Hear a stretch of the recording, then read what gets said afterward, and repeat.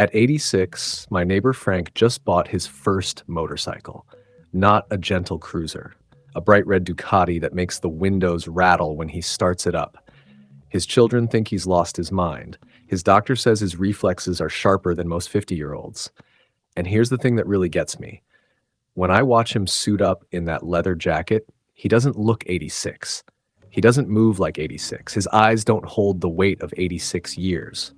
What if I told you that the difference between people who seem to age gracefully and those who don't isn't about genetics, diet, or even exercise? What if it's happening in the 3 pounds of tissue between your ears, where specific mental habits are literally rewiring your brain to stay young? Today, we're exploring 3 mental habits that don't just keep you feeling young. They keep your brain measurably, structurally, biologically young. And the most beautiful part? You can start building them right now, regardless of where you're starting from. The first habit sounds almost too simple to be science, but researchers have been tracking it for 15 years, and what they've discovered will change how you think about thinking itself. Habit 1, the practice of productive confusion.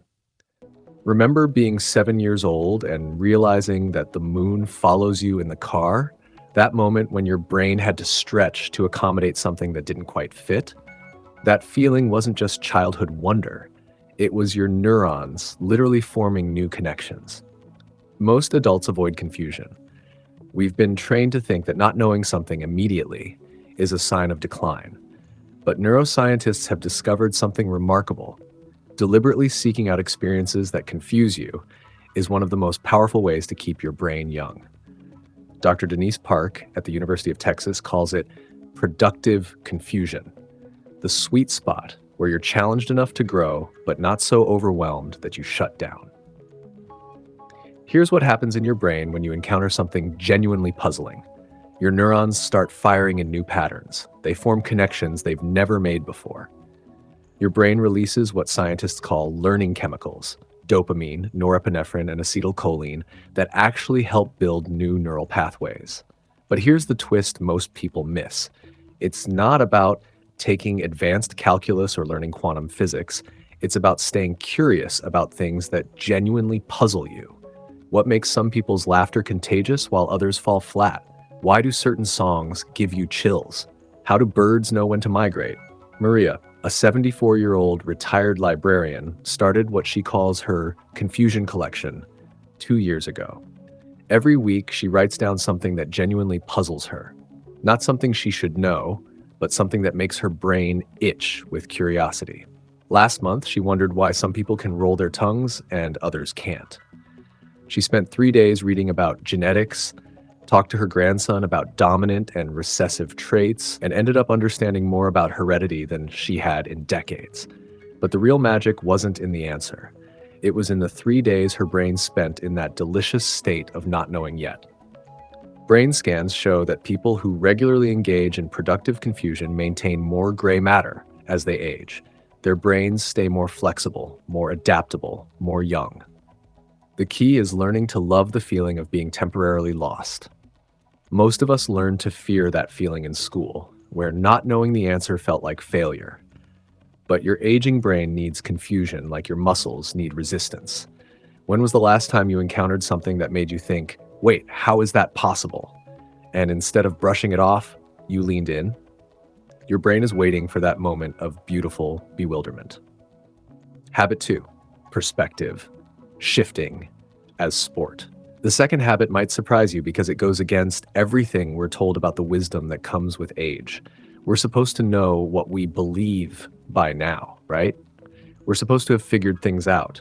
But the mentally youngest people I know aren't the ones who never changed their minds.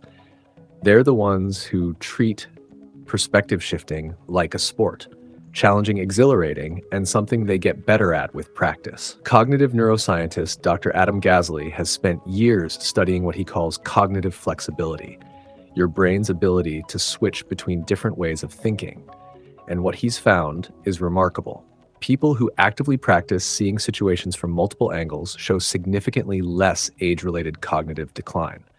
Their brains literally stay more connected, more integrated, more young. But what does perspective shifting actually look like in daily life? Meet Janet, a 68-year-old who spent most of her career as a strict elementary school principal. She believed in rules, order, and clear consequences. Then her rebellious teenage granddaughter moved in with her for a year. Instead of digging in and demanding compliance, Janet got curious. She started asking herself, what if this behavior isn't defiance? What if it's communication? She didn't abandon her values. She expanded her toolkit. Today, she volunteers with at-risk youth, combining her natural authority with hard-earned empathy. Her family says she's become more herself than she's ever been. Brain imaging shows that Janet's neural networks are more flexible than they were 5 years ago. The act of genuinely considering new perspectives literally built new connections in her brain. Here's what the research tells us. Every time you authentically try to understand a viewpoint that challenges your own, not to adopt it necessarily, but to really get it, you're doing resistance training for your mind. This shows up in small moments throughout your day. When your adult child makes a decision you disagree with, can you find the thread of logic in their choice? When someone cuts you off in traffic, can you imagine the emergency that might be driving their behavior? These aren't exercises in being naive or permissive. They're exercises in keeping your brain supple and strong. The most fascinating part of the research, people who practice perspective shifting report higher levels of life satisfaction and better relationships. It turns out that staying mentally flexible isn't just about preserving cognitive function. It's about preserving your capacity for connection and growth.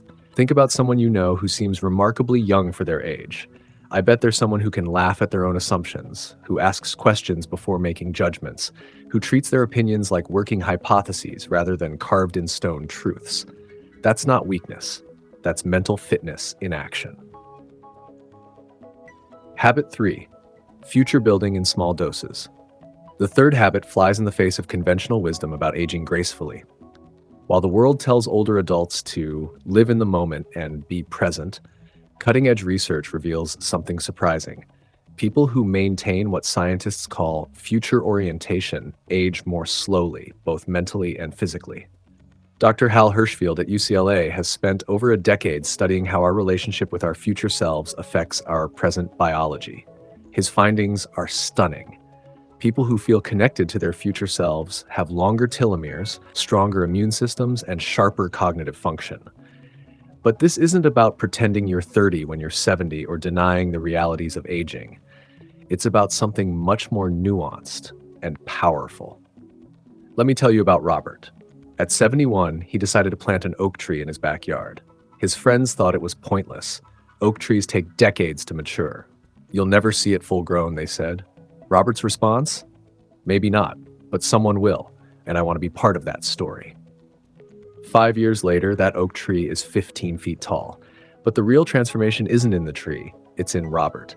He talks differently about tomorrow. He moves with more purpose. He invests in relationships with the kind of patience that comes from believing the future matters.